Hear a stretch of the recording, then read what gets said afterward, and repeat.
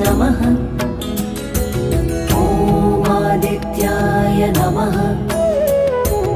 ॐ सवित्रे नमः। ॐ अर्काय नमः। ॐ भास्कराय नमः।